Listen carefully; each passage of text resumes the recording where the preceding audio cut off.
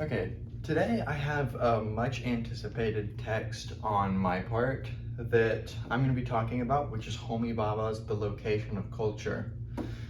I was very skeptical of this book when I kind of first heard about it because I personally am very indebted to Foucault, and Bhabha, although in many ways agrees with Foucault and takes a lot of thoughts from him, he has certain places where he wants to go against Foucault, not necessarily because he wants to go a reactionary way or anything, but because his theory is very strange. Part of the difficulty of this text, and I was warned that this text would be difficult when I started it, is that it deals with a very inarticulatable idea, which is that of cultural hybridity.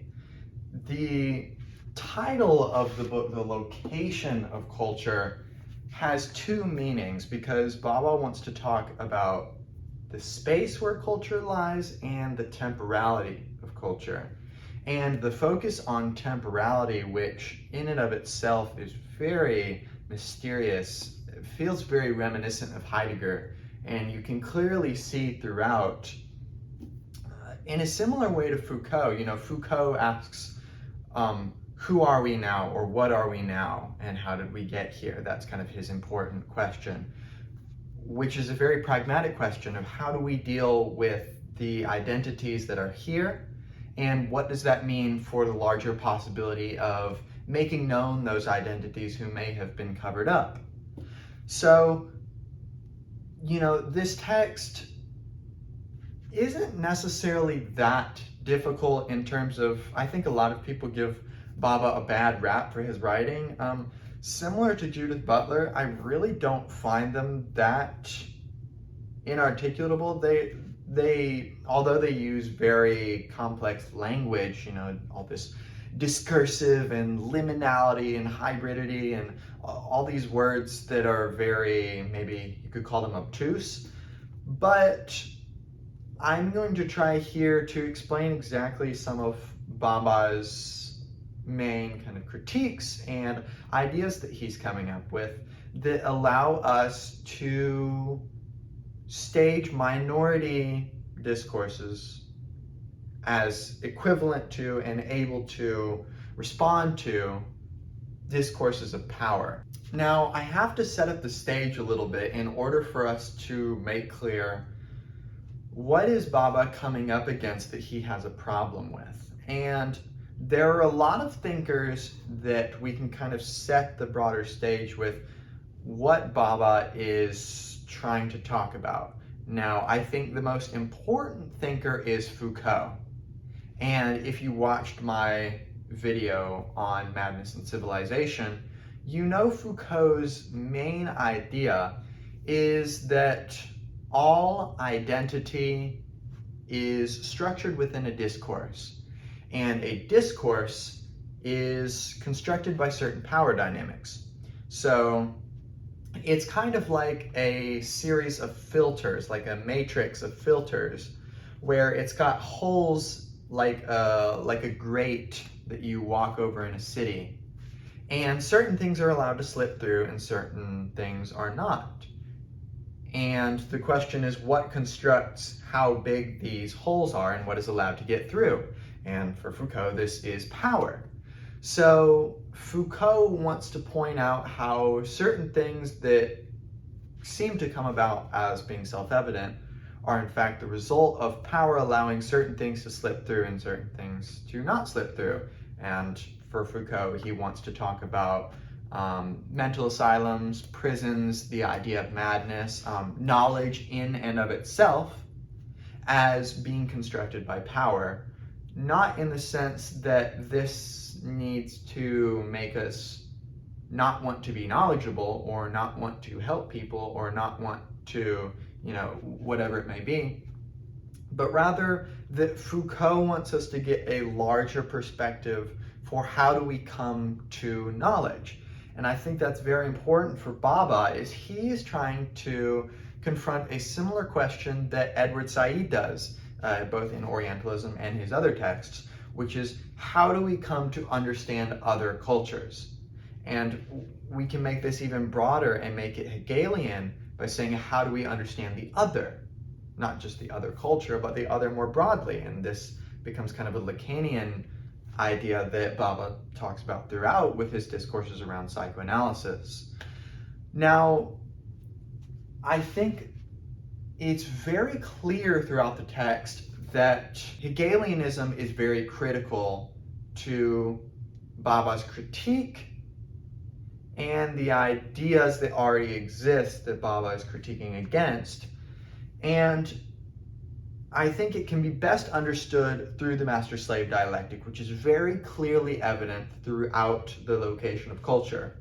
So, I already did a video about this, but I think it's important that we talk about it. Here I have myself. Now, Hegel in the master-slave dialectic is trying to figure out how does consciousness work and what are the basic requirements of being conscious that must exist out there in the world beyond my experience. Because, of course, Hegel in phenomenology is confronting the fact that there is a world of things in and of themselves that exist, and then there is my perception. And there is a wall between my perception and things as they actually are. And the problem is, how do I properly translate these? And the idea of translation is very important because we can think of any time we translate any text from one language to the other. Strictly speaking, it's not the same thing. If I have a text in German and I want to put it into French, this space right here is very much constitutive of what our final product is going to be, obviously. And whenever there's a translation of any kind, whether it's texts or whether it's something more abstract and ontological of things in and of themselves turning into experience, there are always certain biases that are going behind this, which we cannot get behind.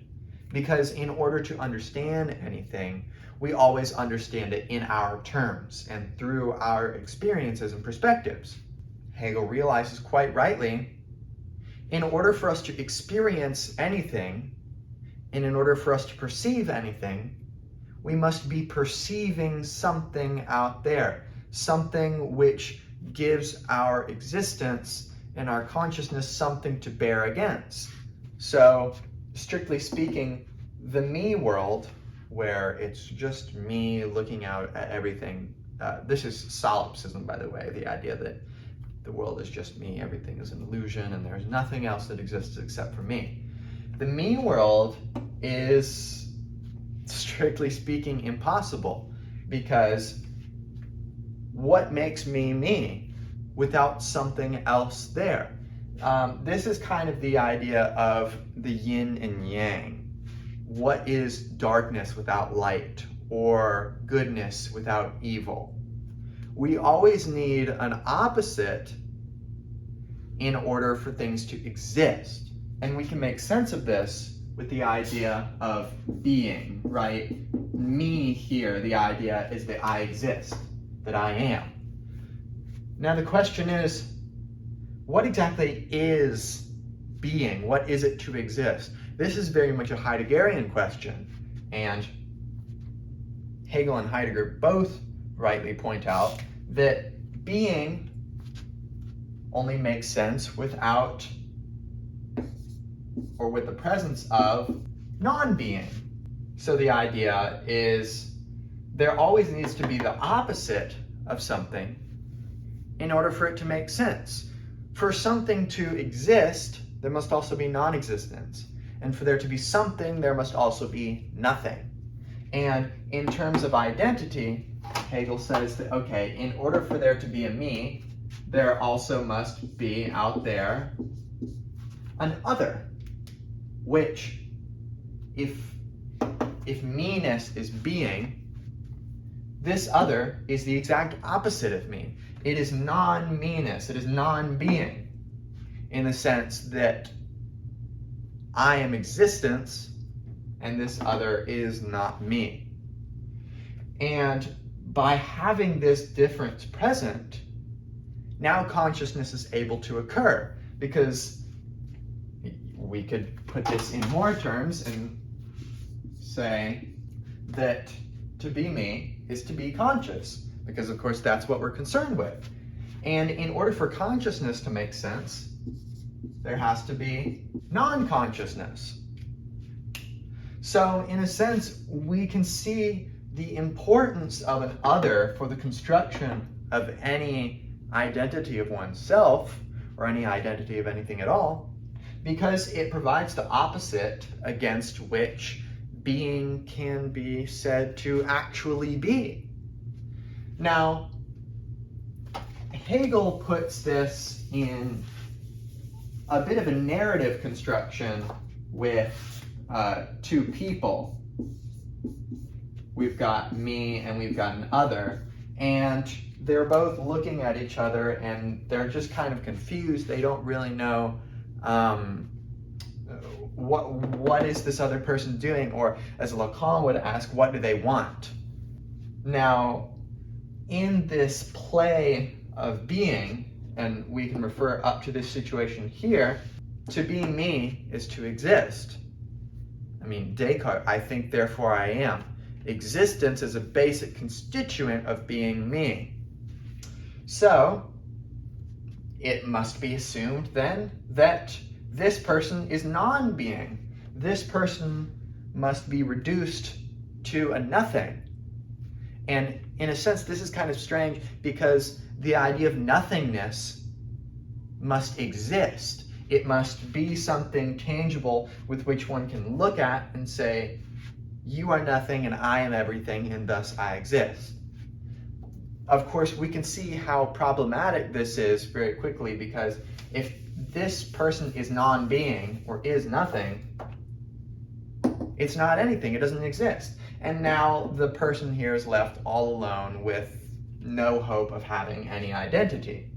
And when we look at this equation, we can see our way out is that if being requires non-being, being must exist, but non-being must be too. Non-being or non-existence must exist. So in a sense, nothing is also something, because it must be, in a sense, for being to exist at all. So the idea is that being must become non-being, or the other. It must become the other in the sense of recognition. And this is another basic constituent of the master-slave dialectic, it is the dialectic of recognition. Because by being recognizing non-being and recognizing its contingency on it in order to exist, now this person here can really say, yes, I exist, because this person exists and he is not me. Now, the problem is, in this situation up here, by being recognizing non-being, it seems to contradict itself, because we are saying non-being exists. So, in a sense, this recognition must go both ways, because being, by coming out of itself and having to recognize non-being, or recognizing the other, proves itself to be a contradiction in and of itself. Because, in a sense, it must recognize something in common between it and pure non-existence. Now, that means this arrow of recognition is essentially going both ways. And Hegel describes this as kind of a warlike scene. So now the arrow must go both ways, and in doing so, recognition does not give us being, but it gives us becoming. It gives us the dialectic that goes both ways. Now, when Bhabha comes on the scene, he is very much playing off something that Lacan pointed out, which is something we've just talked about. The fact that being in recognizing the other or in recognizing non-being proves itself to be a bit of a contradiction. And this stages a problem for identity, and this is something that, for example, Slavoj Žižek plays on, which is the idea that we must become less than nothing. The idea that nothingness is indeed a something, and we prove ourselves less than this nothing by proving ourselves contradictory. So the dialectic of recognition proves itself problematic because, of course, Hegel's whole point of this, it's kind of a Cartesian thing. Descartes is trying to prove that I exist. He says, I think, therefore I am, and he makes this whole philosophy of doubt where he doubts that everything around him can exist. And of course, the problem is, once Descartes does this, I think he rather unsuccessfully is able to extend this idea of existence outside of himself. Because the question is, how do we know anything outside of our perception, outside of the fact that I'm a cogito? How do we know anything outside of there? And this is something that Kant was worried about too, and Kant thought that there was a big problem with this. But Hegel thought that with phenomenology, no, we can know something very definitive about things other than me. Namely, that the other, or non-being, must exist. And of course, this becomes very confusing when we think about this. This is the idea that nothing must exist. So nothing must be a something. So being always must recognize non-being, but sublate non-being to come back to itself, to become sure of itself. And this is very abstract. So if you don't have a background in this kind of philosophy, there's really not much I can do to make this simpler without doing very deep dives into each one of these. But the important thing to note is, of course, we can see that the dialectic has very strict sides to it. And this is epitomized in Hegel's language of master and slave. Because the dialectic must complete itself. It must sublate and go both ways, such that both things are recognized. But the problem is, this really isn't an equally two-sided dialectic. As Hegel points out, the master, and we could name this person as the master and this one as the slave. The master needs the slave to become just that, a slave to his own being, and it must become constitutive for his being. We can see this as the arrow of recognition going from the master to the slave. That this idea of being, of recognizing the other, as we've already figured out, is important for the idea of existence, of self-existence itself. But if this just goes one way, then the other just becomes pure non-being. And of course, we've just realized that the idea of non-being must exist for this dialectic to be complete. So we can see, in a sense, Hegel sees this dialectic of having to sublate itself and be complete. But Bhabha, as well as Lacan and many others, point out that this makes the idea of self-identity a contradiction. It turns identity into a performance. And this is something that Judith Butler points out a lot in, for example, her analysis of gender in Gender Trouble, which is that gender, being a subset of identity, is performative. Because being is always coming outside of itself to find this other, but only to sublate it, only to recognize it as pure nothingness, pure degradedness itself, and use that to reaffirm one's identity. So we can see that by putting this dialectic in terms of master and slave, we see the problem, which is one that Foucault is working out, is that identity, which identity are these terms of master and slave, is always constituted within a dialectic of power. Because here, to be me is to be consciousness, to exist, to be. It is the maximal ontological point. And the other is it's a significant point, but it's significant precisely because of its insignificance. So in a sense, it becomes a defamed term, an ugly term that must be sublated. And Said points out that this is basically how our discourse through the eyes of Westerners works when we try to understand the cultures of other people. So, enter Bhabha. Finally, we're talking about Bhabha. Bhabha sees a big problem with the dialectic being sublated and being completed.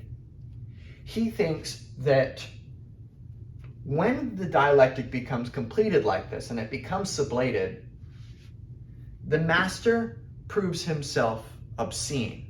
And for example, this is Zizek's idea behind Donald Trump being the obscene master and wanting to vote for Donald Trump.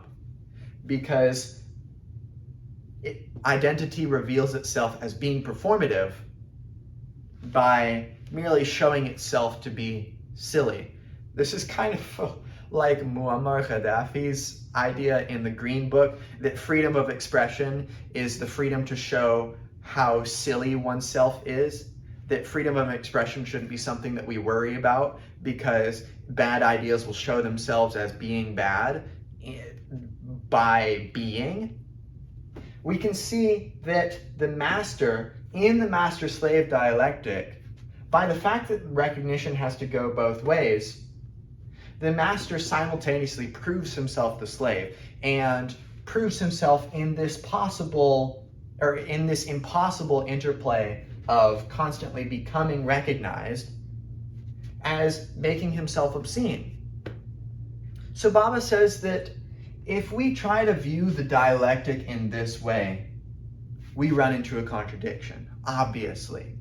And we run into the Foucauldian paradigm that identity is always constructed inside of a discourse. And we run into a big problem of trying to recognize minorities because now any recognition of the minority is always going to recognize them as a slave. This is Said's point in Orientalism, that to understand any other cultures requires doing it from one's own lens. And we run into a very severe problem, which is that if we try to construct identity in strict binaries like this, both parts of the identity dialectic prove themselves obscene. Or rather, the master proves himself obscene, and the slave is proved impossible by the master's own obscenity. So both sides lose as far as Bhabha is concerned if the dialectic is constructed as such. So what does Bhabha want to do? Now, Bhabha recognizes some important parts of the dialectic, which is that even though the dialectic proves itself obscene and proves itself contradictory and performative, this is an important part of the book, is the idea of identity's performativity. Bhabha points out, nevertheless, that even though the other, which is symbolic of the minority in the post-colonial sense, even though the other is made into a very insignificant term, one that's merely the springboard of identity and something that in a sense must be stomped upon, nevertheless, otherness leaves its mark. He says on page 212, the barred nation itself, alienated from its eternal self-generation, becomes a liminal signifying space that is internally marked by the discourses of minorities, the heterogeneous histories of contending peoples, antagonistic authorities, and tense locations of cultural difference.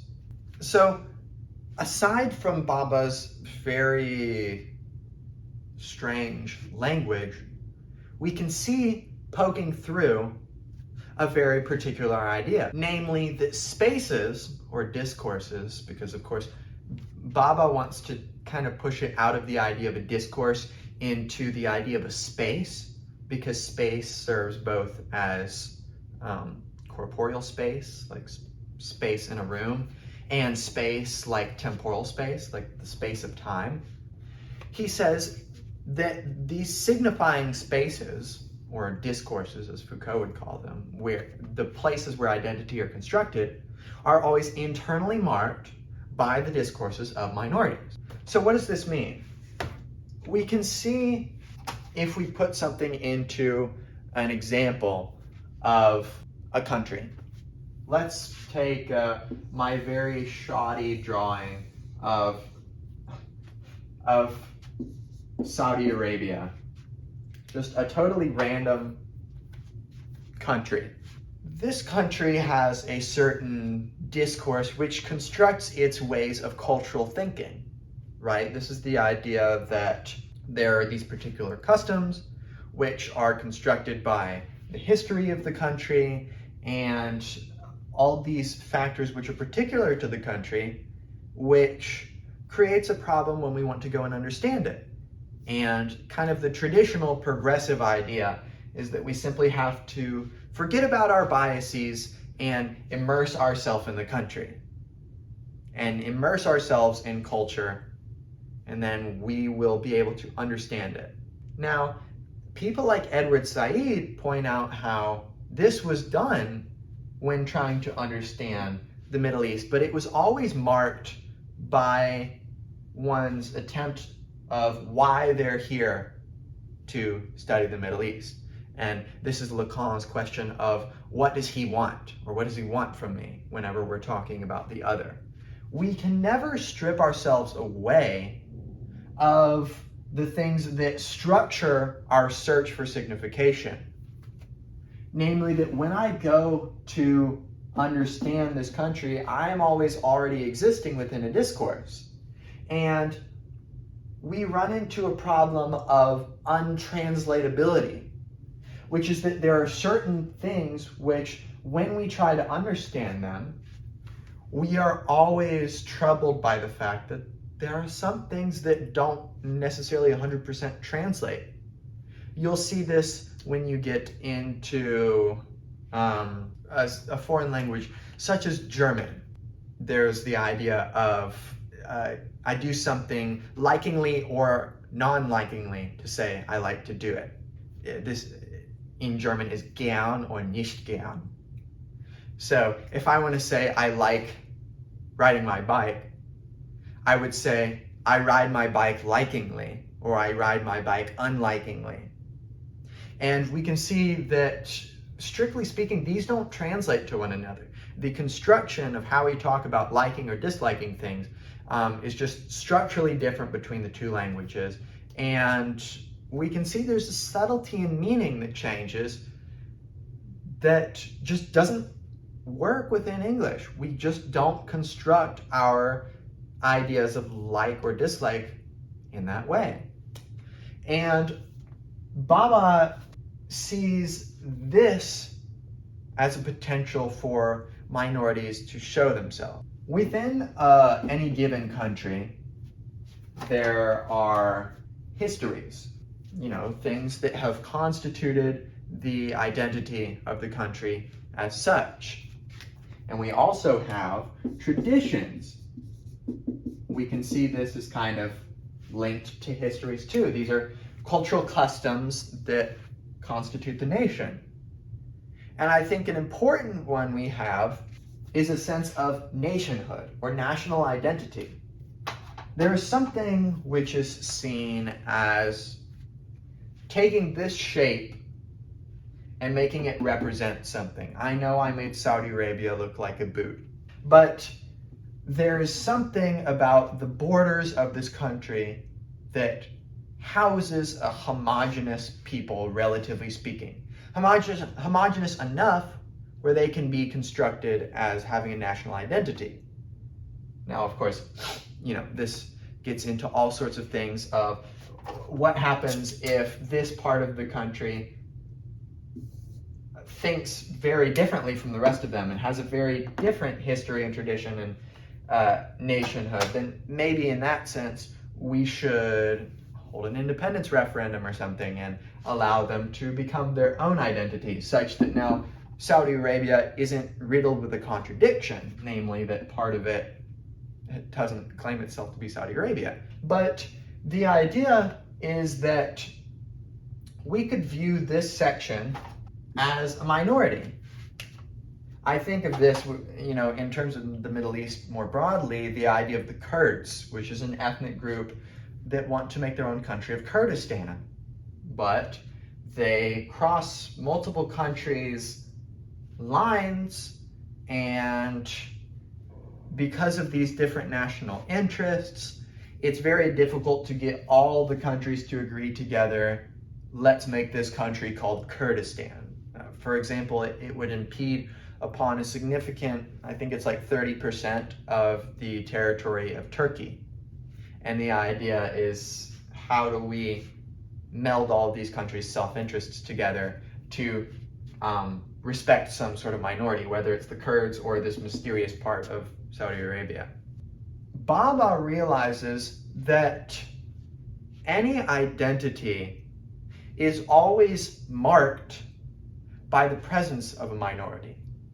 If we think about the imaginary political climate of this particular Saudi Arabia, I guess in this case I've kind of drawn the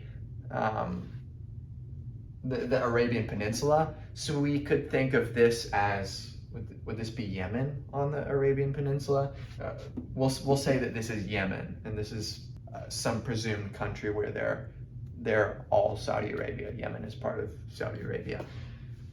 In this case, the histories of Saudi Arabia are always going to be marked by those moments where maybe this land was unknown to people up in the northwest of Saudi Arabia.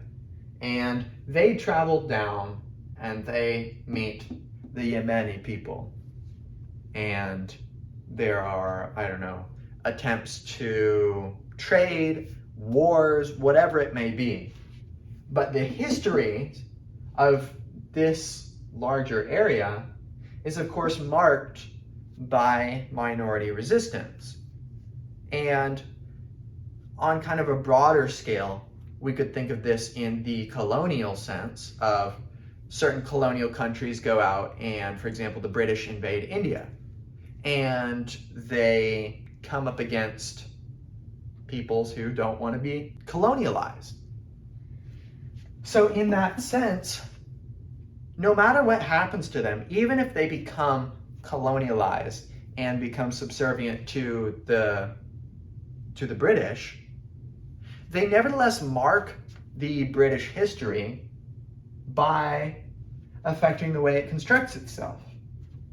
And we can say in terms of the traditions, it's the same thing. They might have different traditions from the Saudis, and even if they become part of the same country or something like this, nevertheless, they exert internal marks on what it means to be a Saudi. And we can see this epitomized in the idea of nationhood. When we construct a nation, the idea is that this is one. This is one nation. Now, obviously, we recognize that in a nation, there is not one person. There are a bunch of different people, and naturally, they are going to be diasporic. They're going to have all sorts of different customs and views and personalities. But the idea in nationhood is that a many can be reduced to one in a sense, and we don't lose something. We can see this as a big problem that results in wars if some country wants to impose a sense of oneness on groups which are too separate. And then, of course, you can't just subsume them under oneness. Or you can try, but not without some sort of resistance which is felt and reverberated through history. So an important part of Bhabha's kind of project, both in terms of in terms of theory and in terms of practice, is that minorities always leave their mark on a discourse. And this is an important part of Bhabha's project. And he starts this out in the first chapter, is that theory and practice are not separate. That theory itself can be a weapon of sorts for political practice. And in a sense, we can see this as the idea that the theory of what makes a nation can have very profound impacts for how are we going to recognize this minority. Is it going to be through some sort of ordinance or through some sort of culturally implicit recognition, or what is it going to be? Now, in the next selection that I'm going to talk about, Bhabha uses perhaps his most important term, hybridity. Now, what is hybridity? It's not a terribly difficult term to think about, but much of what we've just talked about bears on the definition of this. It has the word hybrid in it. This is the idea that identity, strictly speaking, is not unitary, but rather is engaged in a constant play of becoming, which we can talk about as hybridity.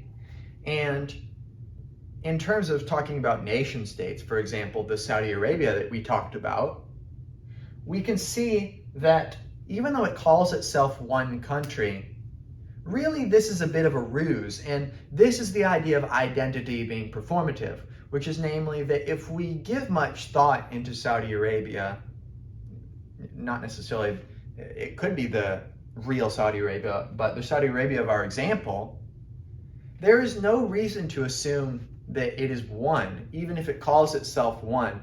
Clearly, it is a bunch of different cultures which have been homogenized together. And in terms of thinking about identity, we've ran into the problem before when talking about the master-slave dialectic, which is that identity proves itself a rather problematic term.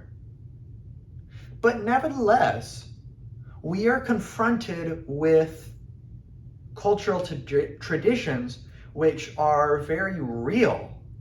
And of course, identity is very real. I'm talking right now through the perspective of me and assuming that something that I reference with my language is not me and thus can be talked about because it's another via the master-slave dialectic. But hybridity is probably a better way to talk about identity because it allows for the other to properly make itself known. And this is an important part of maybe where the master-slave dialectic has some shortcomings, which is that if we talk about the sublated dialectic like we did, the question is, did the other really make itself known, or did it make itself superficially known to be superseded and give the master his power? In colonial discourse, that is the idea. That is the idea behind post-colonial critiques of colonialism, is that it does not allow minorities to have themselves be heard, even if it's through kind of countries trying to understand each other. Like I said before, there are always these parts which stand behind the understanding of another culture that prevent it from just being a straightforward recognition. It's a war of recognition like we've talked about. And we can see this just in the master-slave dialectic, in the phenomenology of spirit, when Hegel talks about it, that the other must engage in a fight just as much as the one, or me, must in this dialectic. And in hybridity, Bhabha wants to pay homage to that. Namely, that all parts of the dialectic make themselves known in some ways through the process of signification that allows certain identities to come through. So if we have, for example, Britain and India, Britain saw it fitting in kind of the early to mid 19th century to invade India for its various reasons. Maybe it was more labor force, maybe, I'm not really sure of many of the specifics, but nevertheless, Britain invaded India. And part of the post-colonial critique of this is when Britain was talking about this, and this happened later when Britain was creating the Balfour Declaration, which established Israel and usurped Palestine in that way. They said that it was in the best interests of the people there to let them invade and turn it into a Jewish state. So the idea is that Britain knows their other, in this case India, better than India knows itself. And that this process of colonialism is beneficial for everyone in the name of freedom and democracy. This is the ruse behind a lot of, for example, the US invasion of Iraq. They claimed that Saddam Hussein had weapons of mass destruction, even though he got rid of them. I think just a year before the invasion of Iraq, he got rid of his nuclear weapons programs and destroyed his nuclear weapons. The idea was that the US was justified in invading Iraq for the purposes of freedom and democracy. And of course, it wasn't about freedom and democracy, it was about oil. But in the situation of Britain and India, Britain said that it was in the best interest of itself to invade India and to usurp it and turn it into a puppet of British necessities. Now, obviously, this was not good for India, and it has had a long history of making atrocities present, which Bhabha is very keen to talk about because Bhabha is Indian. Is India makes its mark on Britain and on its identity by being involved in this interplay at all. Like we talked about before, if the master reduces the slave to nothing, there is no dialectic anymore. And the dialectic is the most important part that Hegel's been saying is a necessity, is that the other is a necessity. So by the fact of India being there, even if Britain makes itself known with force that they own India or whatever, nevertheless, there must be some sort of reaction that goes the other way that allows for Britain to have an identity and to make sense in this dialectic. And this is the idea of hybridity, that we have certain ideas about how identity is supposed to work.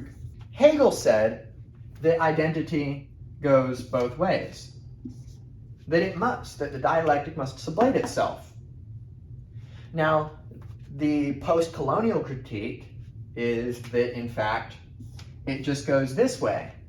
And even if the dialectician will say that there's something here and that it poses its opposite force such that the dialectic goes both ways, in the act of negation, the post-colonial critic would say that this is nullified, and that in fact, really power does only go one way. And this is Foucault's main criticism, is that in a discourse, identity is always really only going one way. And it has to, in order for us to construct identity, that there has to be power which is utilized to go both ways.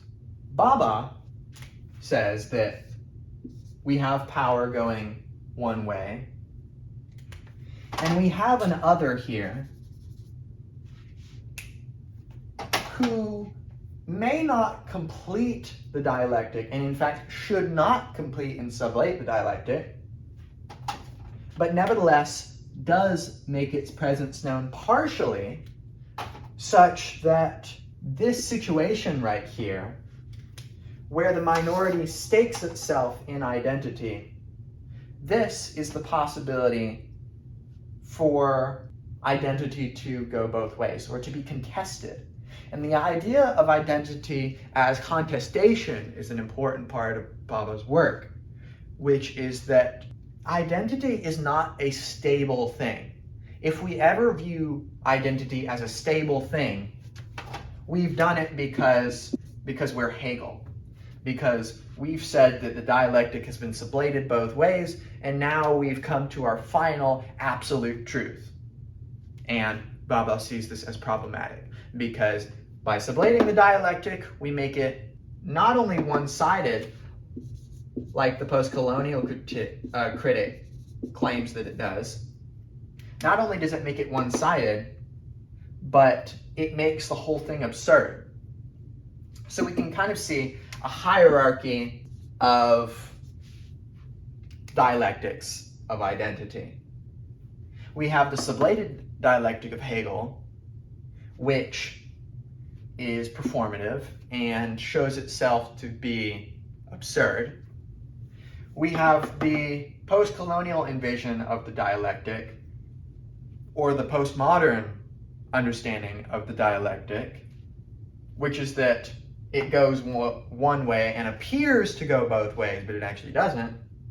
And then we've got Bhabha's, which is that it's a play of hybridity, whereby the minority may actually stake their resistance and make some semblance of a dialectic that does not sublate itself, but contests itself on its own grounds.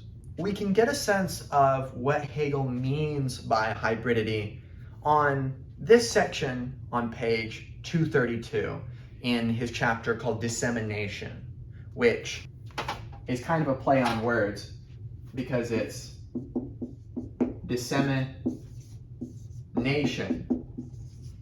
In a sense, he's disseminating the nation as a unitary idea by showing that it's not just a one, but it is in fact the presence of an other which disseminates it, which acts upon it, and which nullifies it and makes itself absurd. But he thinks that this idea of dissemination isn't necessarily and doesn't need to be a complete destruction of identity, but rather we can come to a more full understanding of identity. He says, the analytic of cultural difference intervenes to transform the scenario of articulation, not simply to disclose the rationale of political discrimination. It changes the position of enunciation and the relations of address within it, not only what is said, but where it is said, not simply the logic of articulation, but the topos of enunciation. The aim of cultural difference is to re-articulate the sum of knowledge from the perspective of the signifying position of the minority that resists totalization, the repetition that will not return as the same, the minus in origin that results in political and discursive strategies, where adding to does not add up, but serves to disturb the calculation of power and knowledge, producing other spaces of subaltern signification. Lots of big language here, I know. But the important parts that we must point out is the minority that resists totalization and disturb the calculation of power and knowledge. I know my handwriting's not great. That's why. The point is that identity is not defined by its being static. Similar to Hegel, he wants to understand identity as something which is fluid and, as Heraclitus would say, is in flux. And this flux of identity, Bhabha would probably say that Hegel only pretends to recognize the flux of identity by creating the master-slave dialectic, because it understands flux or difference as sameness, or as a oneness that is completed. Bhabha says that in order to really understand discourse and to understand identity, the most important part is the minority that is resisting totalization. Not only totalization of themselves, but resists the totalization of identity itself for the person who's doing the totalizing. Because they're revealed as being disingenuous and not really understanding the minority. And the minority will disturb the calculation of power and knowledge. Not necessarily by showing how it goes both ways, how the minority is completely a person and the other is completely a person. This is the problem and the trap of the sublated dialectic. Instead, it's more beneficial to disturb through this idea of treating identity as hybridity instead of merely something unitary. It's changing where things are said and changing the enunciative site of identity, not merely to stage a new identity, but to upset the idea that people can be put into boxes. Because this is the trap of a kind of what I call solidarity politics. This is something that Judith Butler critiques when she's talking about feminism and how it should be going about its project with response to gender. Because there are some feminists who say the best way to achieve what feminism wants, which is representation, is to find a dedicated group who is not represented and make them represented. Now, Judith Butler sees a problem in this because by doing this, rather than allowing representation to take on kind of an open-armed stance of come and you will be represented no matter who you are, it's merely shifting the side of power. And this kind of goes behind some of the critiques of feminism that says that it merely wants to replace a masculinist politics with a feminist politics in the sense of it wants to destroy all men and put women in their place. Judith Butler rightly points out that maybe that's not what we should be doing if we're searching for representation, because rather than expanding representation, we're merely shifting its site. Now, instead of men being represented, it's women, or it's moving from certain places of representation to another. Instead, what is more beneficial to gender identity for Butler is to consider that gender is an open question, that it is performative, and that it points itself out as contradictory, and that gender is best viewed as something of maximum fluidity. Culture works the same way for Bhabha. It merely should be disturbing the calculation of power and knowledge, or identity, rather than trying to shift its site. Because then we're just doing the same thing that the colonialist is doing by saying, I fight for freedom and I'm going to take my country and expand it out and expand freedom and democracy. The postcolonialist sees this as a false gesture. And Bhabha, I think, articulates why it's a false gesture, because it merely expands power rather than disturbing its calculation. Now, a very interesting concept that is closely related to, if not tangential to hybridity, is the idea of a time lag.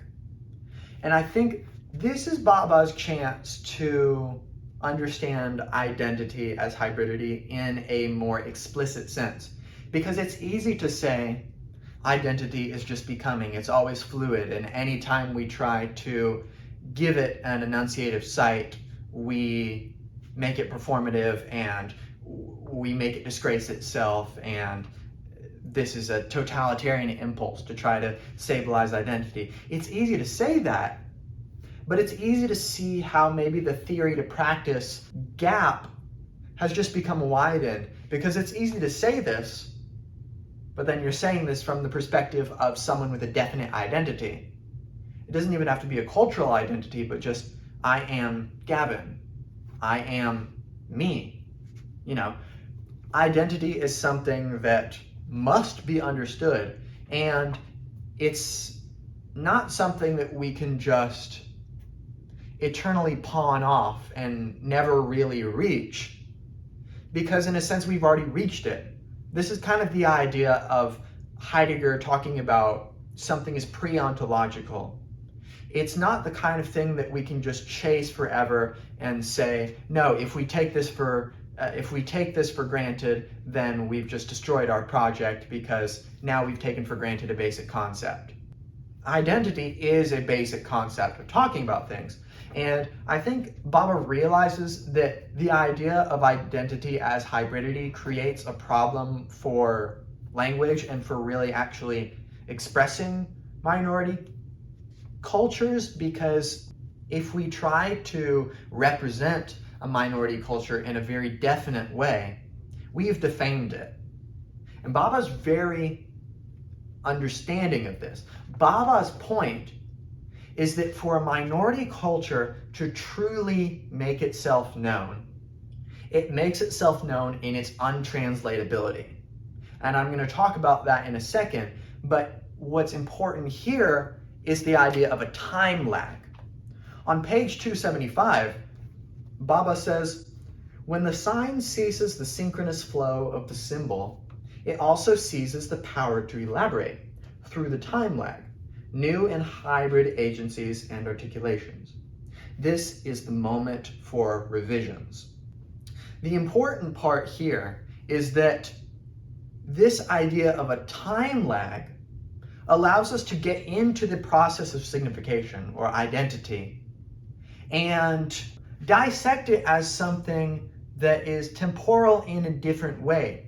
It has a space of enunciation that can be revised through this idea of a time lag. So, what is a time lag? In a sense, we've kind of already talked about this with our different ideas of the dialectic.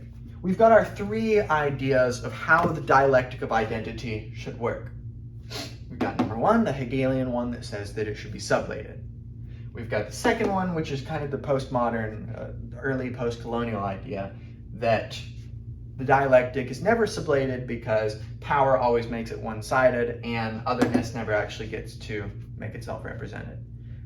I think this is best understood in something like Orientalism, where Said points out that the Oriental is never able to show themselves except as Oriental. They aren't Arab or Saudi or Qatari or whatever it may be, but they're an Oriental. And even if we try to understand them through these more specific cultural labels, it's always, what does that label mean to me as a Westerner trying to understand it? So this is the big problem for identity, which is that identity is always structured within a discourse, which is always empowering certain terms, which in a sense cannot be contested, because to contest them is to prove that whatever this term is that's doing the contestation is the absurd thing. It's a way of keeping power by taking everything else that contests power and merely using that to increase power's domain.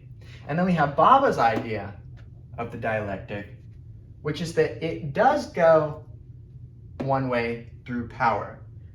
The power of the Westerner is used to understand the non-Westerner.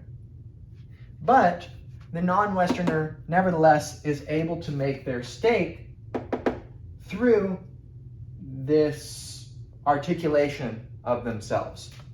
This is the time lag. The time lag is that space where identity is always outstanding. It's always the ahead of itself, as Heidegger would say. And identity hasn't necessarily made itself identity, because, of course, both of these are understanding that identity requires the other. Hegel says that we can fully understand the other and we can fully recognize them in a dialectic that goes both ways. It's just hard and it takes a lot of work and a lot of reading. This one says that Hegel's wrong because we can't ever actually do this because the dialectic is always internally one-sided and thus proves itself silly. But there's always this space where identity or selfhood is always in the process of recognition, but hasn't yet been recognized. And in a sense, we're opening up an idea of identity as occupying a space in time. And in identity's articulation, the response of the other can do one of many things. It can be fully understood and it can be fully reciprocated, which is not going to work for Bhabha. Or it's going to be recognized and done away with. But there's a space in between this where otherness is able to make its stake because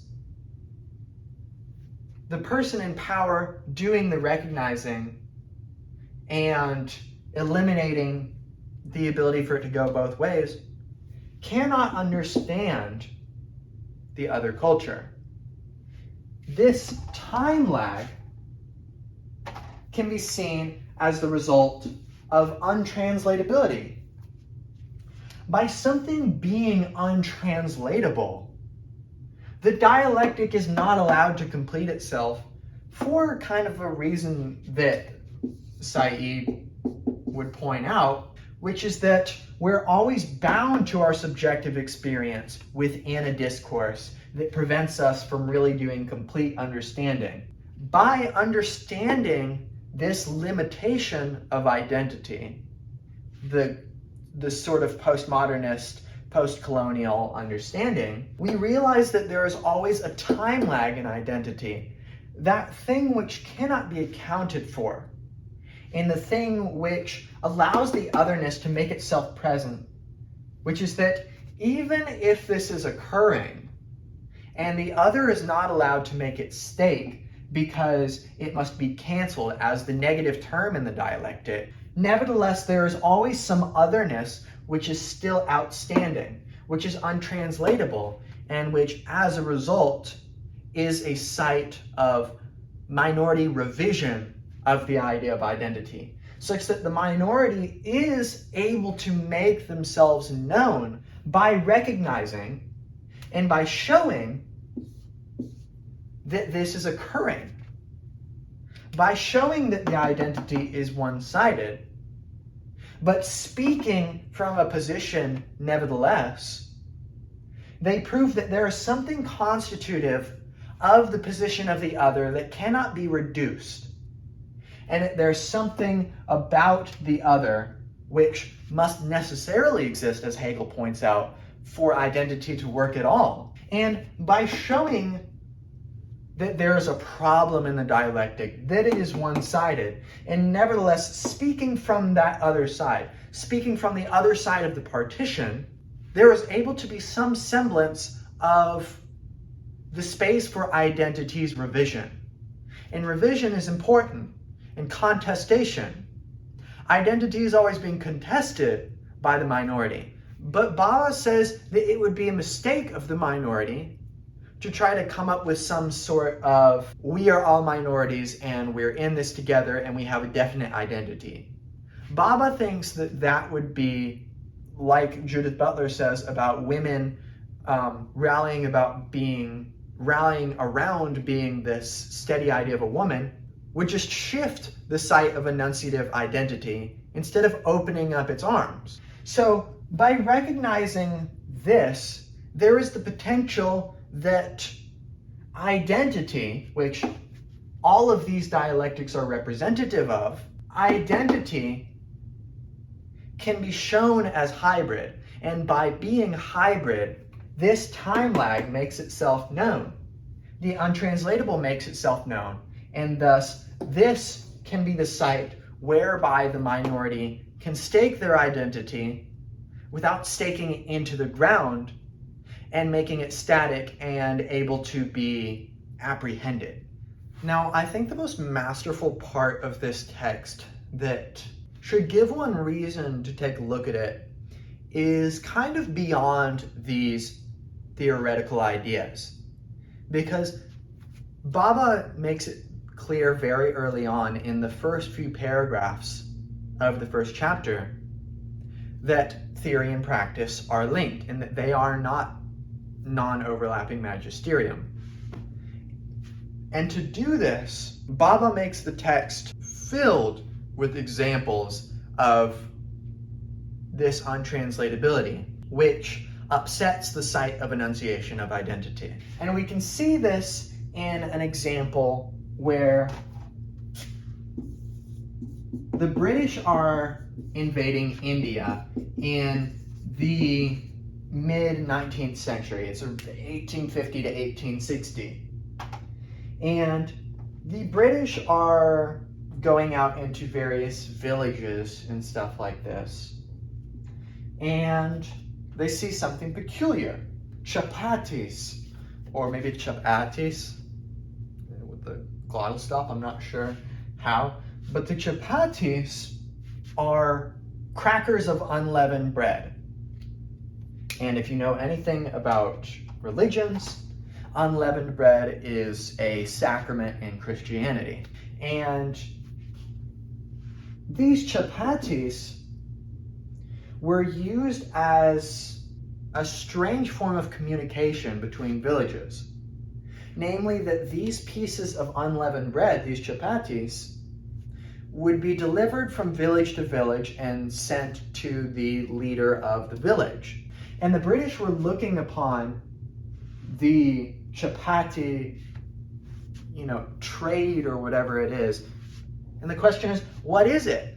Is this a trade of some form, a sign of common understanding among tribes of, I deliver the chapatis when I'm in a good mood to show you that I respect you? Is this some form of a warning symbol that upsets the order of things and heralds that something bad is about to happen? Is this a way of extending an invitation to come to a village? Of saying, this is my carrier pigeon asking you to come and have dinner with me? What does this mean? Bhabha gives us a sense of the confusion that occurs here and the possibility of minority enunciation when he speaks of Lieutenant Martineau, who is the musketry inspector at Umballa Rifle Depot. And he's talking about how this is making the British feel as they are invading India and they are met with the chapatis. Everywhere far and near, the army, under some maddening impulse, are looking out with strained expectation for something. Some unseen, invisible agency has caused one common electric thrill to run through all. I don't think they know what they will do, or that they have any plan of action except of resistance to invasion of their religion and their faith. So there's this collective sense of confusion, which is called a common electric thrill. This idea of the common electric thrill is the British's attempt to enunciate something unenunciatable from their perspective, namely the discourse of chapatis, we'll say. They don't know what it means to transport these crackers of unleavened bread from tribe to tribe. Is it trade? Is it warning? Is it an invitation?